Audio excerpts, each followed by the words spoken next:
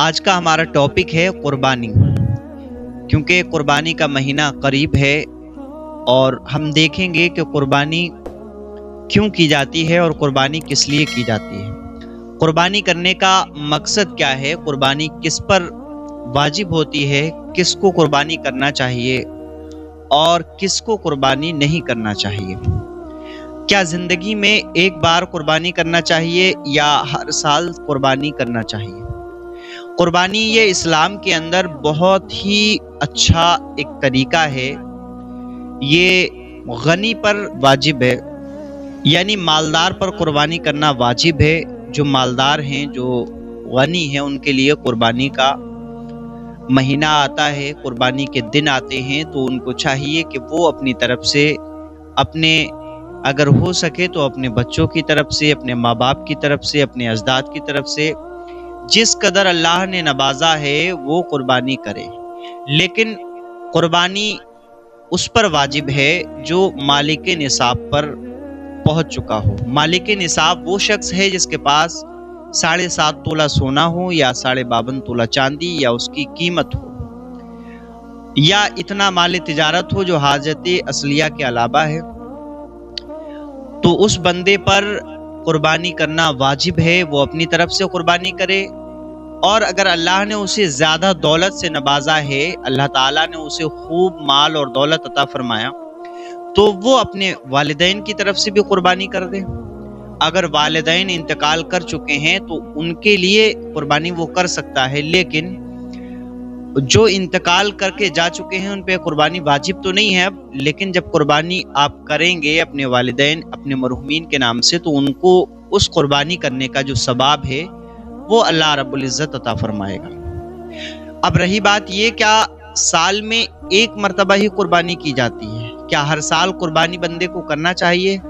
اگر ہر سال آپ مالک نصاب تک پہنچے ہوئے ہیں، آپ مالک نصاب ہیں، نصاب جو ہے یعنی اگر ہر سال آپ کے پاس اتنا روپیہ، اتنا سونا یا اتنی چاندی ہے جو مالک نصاب تک آپ کو پہنچا دے، تو ہر سال آپ کو قربانی کرنا ضروری ہے، آپ پر قربانی بنتی ہے۔ ایسا نہیں ہے کہ زندگی میں ایک مرتبہ آپ نے قربانی کر لی، آپ قربانی کے فریضے سے بالکل ہمیشہ کے لیے چھٹکارا نہیں پا سکتے، بلکہ ہر سال آپ اگر غنی ہیں تو آپ کو ہر سال قربانی کرنا پڑے۔ ان لوگوں کے اوپر اب قربانی واجب نہیں ہے جو لوگ مالک نصاب تک نہیں پہنچے ہوئے ہیں، جو لوگ فقیر ہیں۔ فقیر سے مراد یہی ہے کہ وہ نصاب تک نہیں پہنچے ہیں۔ وہ غنی جو لوگ نہیں ہیں ان کے اوپر قربانی کرنا واجب نہیں ہے، لیکن اگر وہ قربانی کرتے ہیں تو اس کا ثواب انہیں ملے گا، لیکن واجب نہیں ہے۔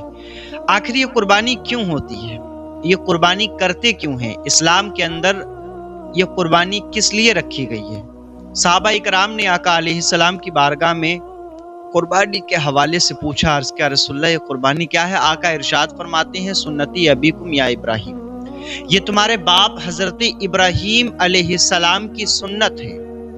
حالانکہ یہ ہمارے آقا علیہ السلام کی بھی سنت ہے، لیکن اللہ کے حبیب صلی اللہ علیہ وسلم نے حضرت ابراہیم علیہ السلام کے ذکر کو باقی رکھتے ہوئے فرمایا کہ یہ تمہارے باپ حضرت ابراہیم علیہ السلام کی سنت ہے۔ قربانی کے دنوں میں آپ نے دیکھا ہوگا کہ حضرت ابراہیم علیہ السلام کے حوالے سے آپ نے واقعات کو سنا بھی ہوگا، پڑھا بھی ہوگا۔ جگہ جگہ امام حضرات مساجد کے اندر ائمہ حضرات اپنے بیان میں جو موضوع سخن اس مہینے میں بناتے ہیں وہ زیادہ تر حجاج کرام کے حوالے سے ہوتا ہے، قربانی کے حوالے سے ہوتا ہے، حضرت ابراہیم علیہ السلام کے حوالے سے ہوتا ہے۔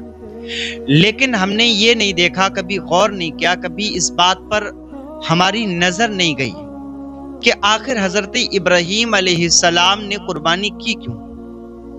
حضرت ابراہیم علیہ السلام کو اپنے بیٹے کی قربانی دینے کی نوبت کیوں آئی؟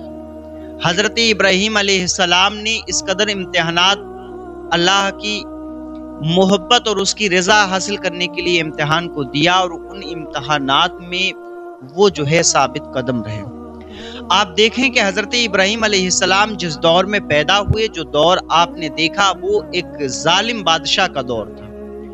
نمرود ایک ایسا واحد اس وقت بادشاہ تھا جس کی حکومت پوری دنیا کے اوپر تھی، اور ایسا حاکم تھا کہ اس وقت اس کے علاوہ دنیا میں کوئی دوسرا حاکم موجود نہیں تھا، کیونکہ اس کی حکومت پوری دنیا کے اندر چل رہی تھی۔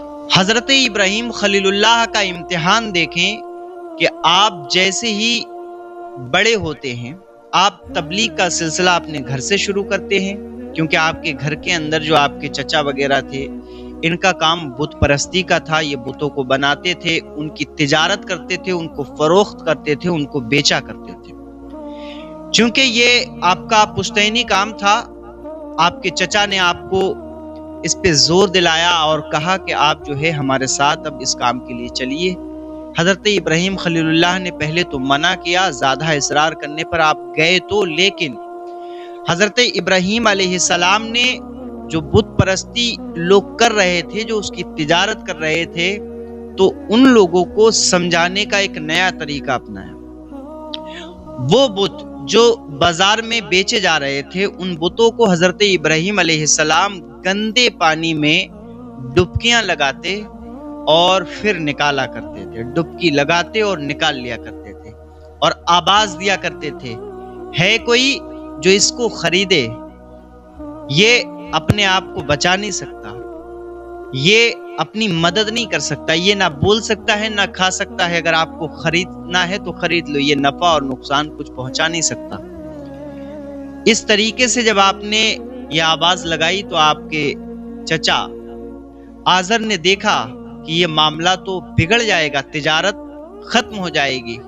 فرمایا اے ابراہیم، تم ہماری تجارت کو فروغ دے رہے ہو یا ہماری تجارت کو ختم کر رہے ہو؟ تم اس کام کو بڑھاوا دے رہے ہو یا ہماری مخالفت کر رہے ہو؟ حضرت ابراہیم علیہ السلام ایک مرتبہ ان بتوں کی دیکھ ریکھ کر رہے تھے، کیونکہ ایک میلہ لگتا تھا سالانہ، اور اس سالانہ میلے کے اندر تمام لوگ اپنے اپنے بتوں کو بیچا کرتے تھے۔ تو چونکہ اپنے اپنے بتوں کو بیچنے کے لیے یہ تمام لوگ اس میلے کے اندر گئے۔ جہاں حضرت ابراہیم علیہ السلام موجود تھے، وہاں پر بہت سارے بت رکھے ہوئے تھے۔ حضرت ابراہیم علیہ السلام نے ان بتوں کو توڑ دیا، ان بتوں کو توڑ کر کے چکنا چور کر دیا، کسی کے پیر کو توڑا، کسی کے ہاتھ کو توڑا، کسی کی کمر کو توڑا، کسی کے سر کو توڑا اور تہس نہس کر دیا۔ اور جو سب سے بڑا بت تھا نا، اس کے اوپر آپ نے جو ہے توڑنے کا آلہ رکھ دیا۔ اور جب میلے سے واپس لوگ آئے نا، آپ کا چچا آیا، پوچھا یہ حال کس نے کیا؟ تو آپ نے فرمایا کہ اس بت سے پوچھ لو نا، یہ بتائے گا۔ آپ کے چچا کو بہت غصہ آیا، لیکن کچھ کہہ نہ سکے۔ حضرت ابراہیم خلیل اللہ نے ہمیشہ مخالفت کی، کیونکہ آپ کے والد توحید پرست تھے، اللہ رب العزت کو ایک مانتے تھے، خدائے بادہ لا شریک کی وحدانیت کا اقرار کرنے والے تھے۔ اسی توحید پرست باپ کی اولاد حضرت ابراہیم خلیل اللہ تھے۔ آپ نے وہ بھی سنا ہوگا کہ نمرود نے آگ کو جلایا۔